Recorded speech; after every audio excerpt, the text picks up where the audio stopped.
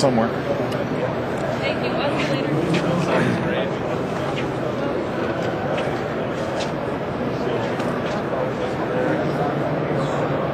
This is the Prosaro Power Hour here at the Northern Ag Expo, the Red River Farm Network. I'm Don Wick, along with Randy Kuhn and Mike Hergert, of course, back in the studio pushing buttons, keeping us on the air and ready to go. We're joined right now by one of the presenters that we've had here at the Ag Expo, and that's Joel Ransom, agronomist with North Dakota State University. And Joel had a couple years, I think, in a row where we don't want to repeat. It's been a challenge this growing season once again, even just trying to get this crop out. A lot of growers still working on some of that activity today, trying to put an end to this 2009 harvest. Give me a synopsis. How did we shape up here?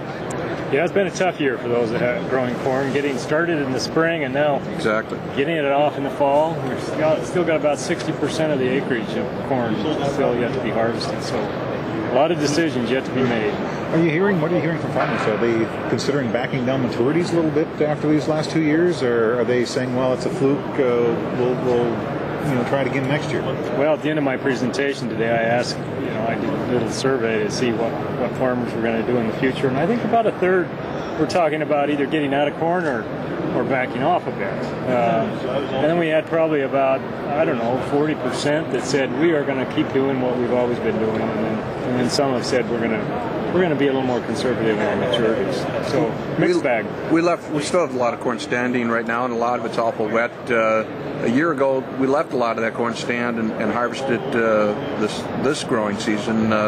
What do you think the situation will be this year? Will that corn be able to stand? It's hard to know. I wish we could predict. Yeah. I think a couple of things. First, we probably don't have quite as mature a corn this year as we had last year, meaning that we didn't really finish out the season as well as we did last year.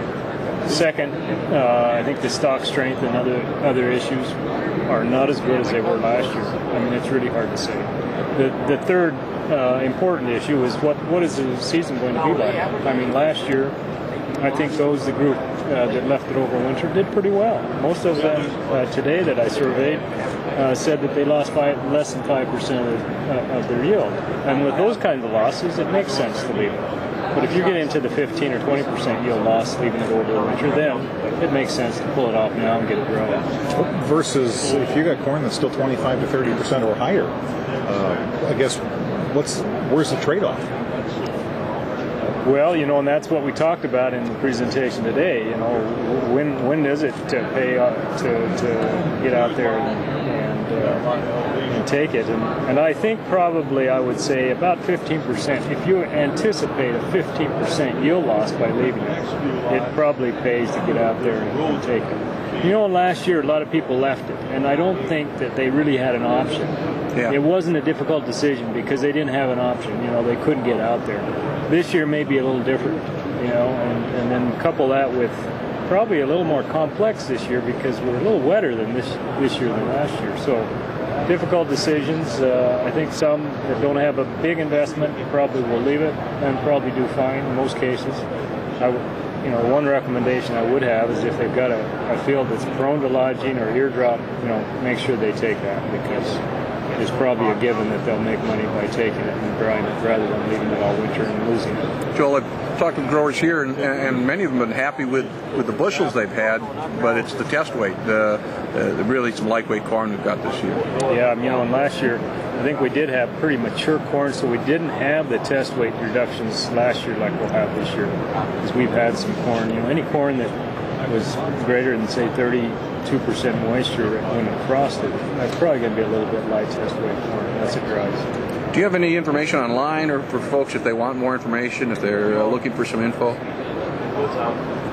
Well, I think probably the best source would be Ken Halevang has a lot of information on drying, and he pretty much has this information available. But they're happy to contact me, and I'll share what I have with them. Perfect. Agronomically, too, I guess. You look at the corn crop that going into next spring, I guess, what are the options there? Well, that's a very good point. In fact, one of the growers after the meeting came up to me and he said, you talked about the economics of this crop, but there's a cost in the spring when we're not able to get in there on time. And so that's another scenario. But having said that, even if you harvest now, what can you do with that residue? It's still going to kind of be with you. So some tough options that carry over into spring. Yeah, this is going to be with us. Joel Ransom with us again from North Dakota State University. We're at the Northern Ag Expo, the Prosaro Power Hour here on the Red River Farm Network.